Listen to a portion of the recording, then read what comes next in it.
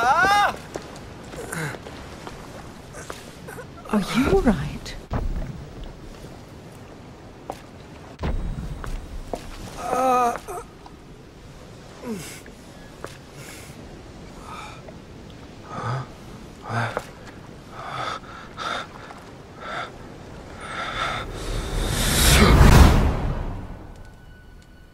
Mother?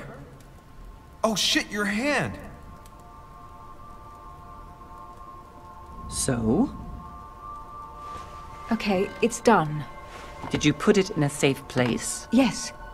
I made sure no one was following me. Don't worry, Sarah, no one's going to find it. Are you absolutely sure? Yes, I'm sure. Right. Just one thing left to do. No, Mother, don't! What? Have you lost your mind? There's no other way. If you kill me, you won't find it. That is the point, my dear. No one must ever put their hands on it again. No. But I trusted you. No, Sarah. Don't. No. No! You can run if you want to, Sarah. Good evening, my friends. Holy shit. That's the man from my vision. An urgent case has delayed our host, Lord Mortimer. He can't be present this evening, and he sends his deepest apologies. He's asked me here and he hasn't even turned up? Great start. Do you know that man? Sir Gregory Holm, an English aristocrat. Very influential. He's also close to Lord Mortimer. So don't be surprised if he acts like he's at home. And now, my dear guests, a light meal is served in the small salon. For those who would like to, you're invited to follow me into the next room. My dear fellow, you must have read my thoughts. I shall follow. We'll have to be careful not to make too much noise. One of Lord Mortimer's guests is relaxing. Oh, we shall be quiet. Don't take it the wrong way, Sir Holm, but I've already eaten. Thus, I shall be happy to remain by the fireside. If you don't mind, Gregory, I should like to keep Mr. Washington company. Please feel at home. And you, sir? If I stay with Washington, we'll be able to speak about my mother. But on the other hand, I'd like to learn more about this Holm. I saw him in my vision.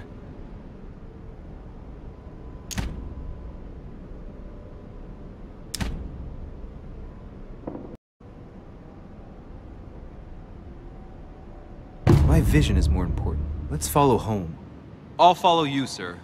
Mr. Washington, I hope to speak with you at greater length on another occasion. Emily, please excuse me, but I would like to speak to Sir Holm. I shall see you later.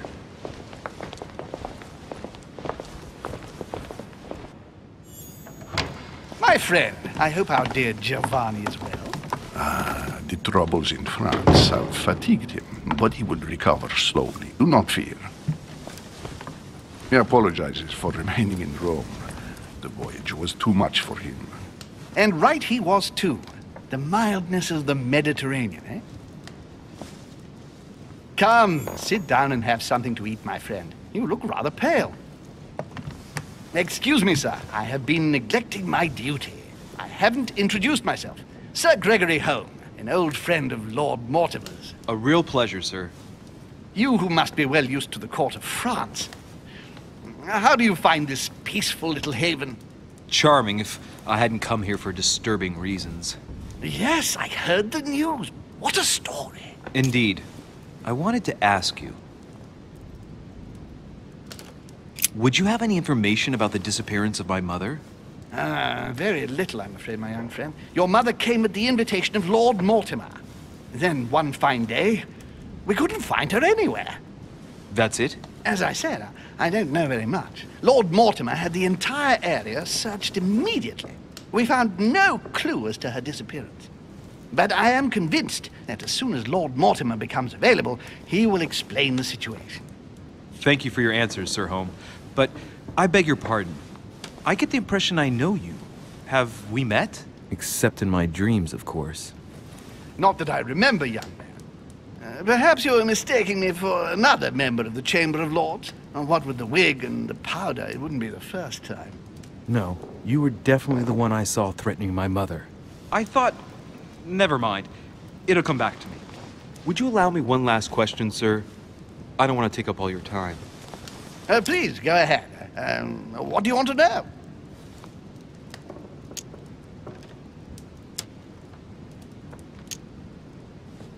Sir, do you know Emily Hillsborough? Oh, Madame la Duchesse. Of course. It was I who invited her to the island. In addition to mutual business we wanted to talk about, I absolutely wanted to introduce her to Lord Mortimer. Do you know of any link between her and my mother? Not really, no. They may well have met at the court of King George, but I can't be sure about that. No dispute between them, then? Not to my knowledge, no. And even if Duchess Hillsborough is a complex woman to understand, I honestly can't imagine her in a conflict with the famous Sara de Ricci. No! Elizabeth! I should have insisted that you rest in your room. Do you want me to call someone? Let me handle this. I'm used to this kind of thing. Miss, can you hear me? Leave me. Her breathing is becoming stable and... her heart rate, too. Pale complexion, thin, broken nails, an enormous scar on her temple, tattoos on her hands. I don't know what happened to you, Missy, but it looks like you've been through hell. Can you tell me something about her? Who is this young lady? Elizabeth Adams. She's come to the island for a course of treatment, to rest. For a course of treatment? That's right. The seer can do wonders. Are you all right, Elizabeth? Do you feel any better? When did she arrive? 4 days ago. Okay. My mother had already gone missing.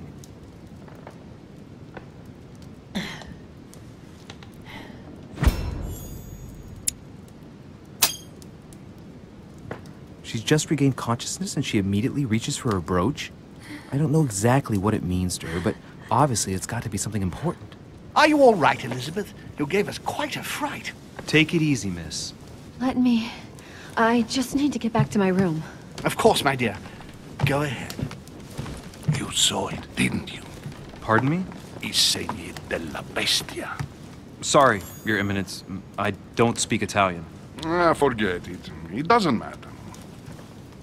Gentlemen, it's getting late. It is time for everyone to go to bed. It has been a long day.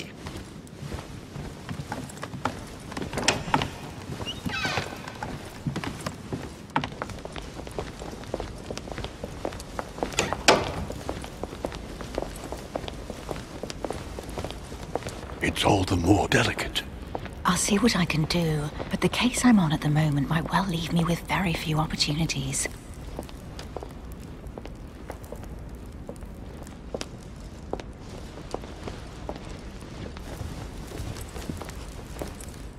Well, I am impressed with all this splendor. But don't spend too much time with Mr. Washington, my dear, or you'll lose your pretty accent. You seem to be intrigued by that statue. Absolutely. It is remarkable.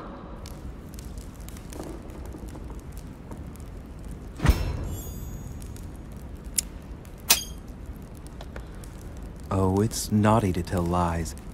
Bet my life that you were talking about something totally different from the decoration of the manor.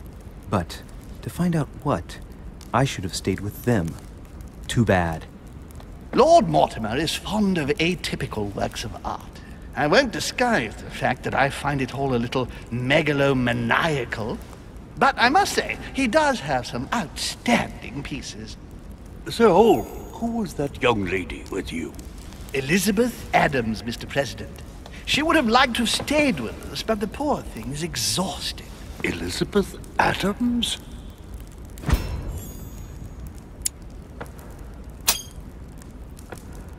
Just mentioning Elizabeth totally changed Washington's attitude.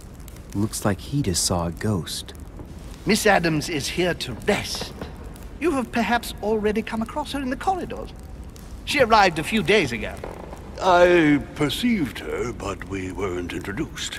Rest assured, she is not here for the same reasons as yourselves. Consequently, I'm counting on your indulgence.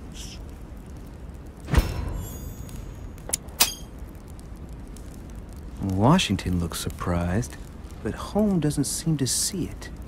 I wonder if he's being polite or if he really doesn't see his discomfort. On that note, it's very late. You must be exhausted. The servant will accompany you to your rooms.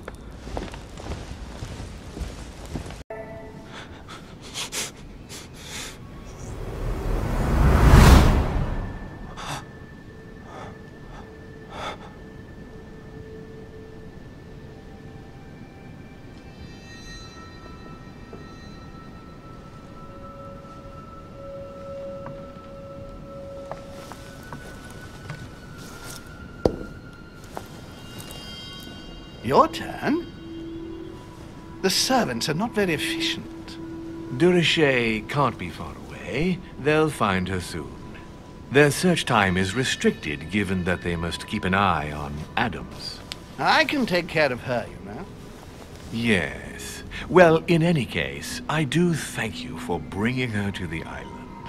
From what I've understood, the search of Durocher's room hasn't turned up any results. Not yet, no. But we've put her son in there. Perhaps he'll find something. That might come in handy. Louis grows impatient at not yet having met the famous Lord Mortimer. He will meet him tomorrow.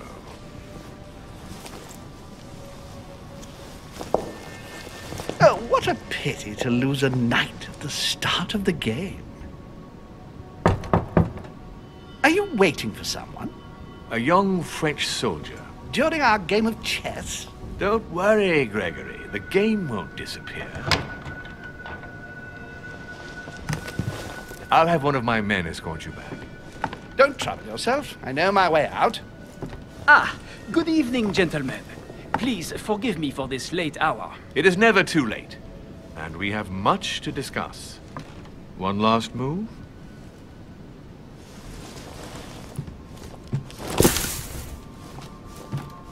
Don't worry. Our games always seem to end like this. Or always start like this.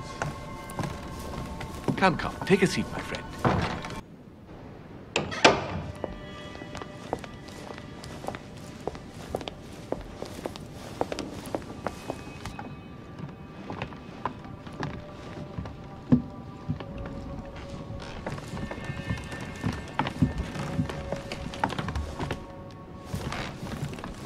A little nighttime stroll, Mr. President? There's nothing like it for a good night's sleep. Do not hesitate to ask a servant to show you back. The corridors seem quite safe. Peppermint, lime flower, and valerian. My miracle remedy when one can't get to sleep. A very good night to you, Mr. President. Thank you. And to you too, sir.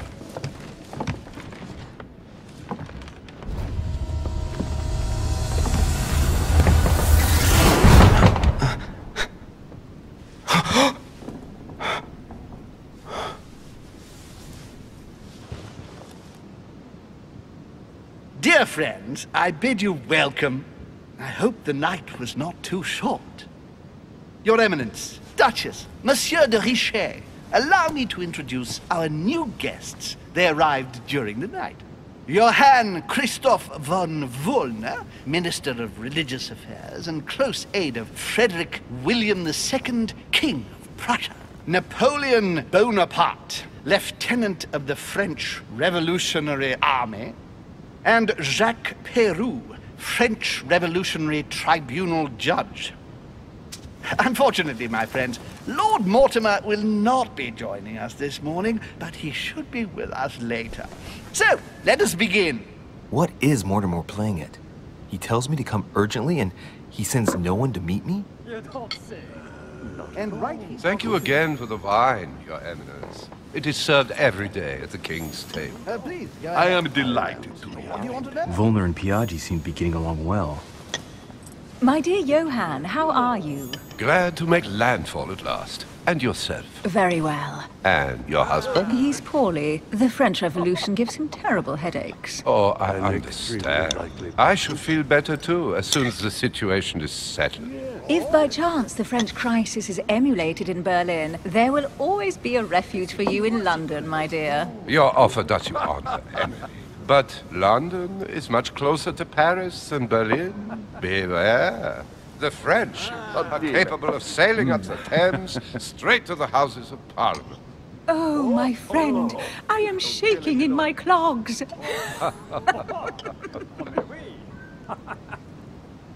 Is the wine to your liking?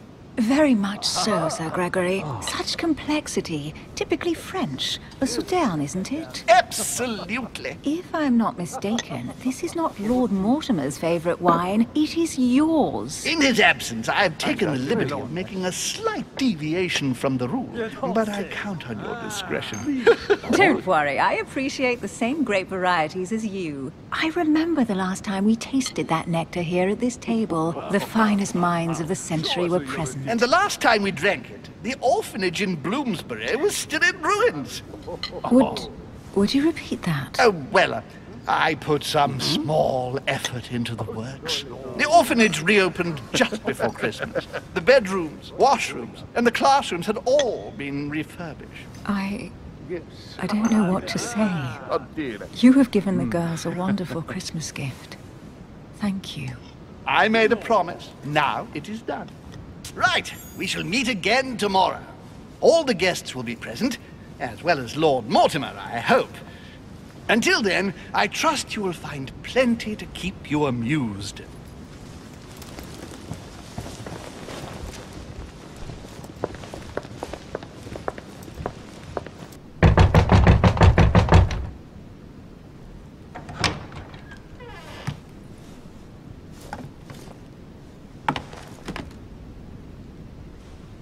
Elizabeth!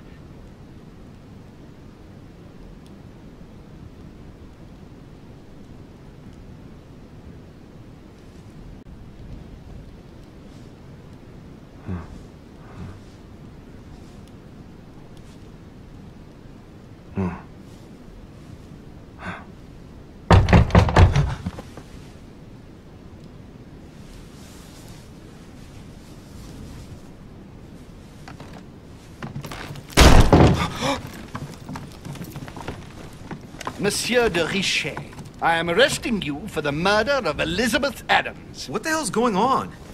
You are in deep trouble, my young friend.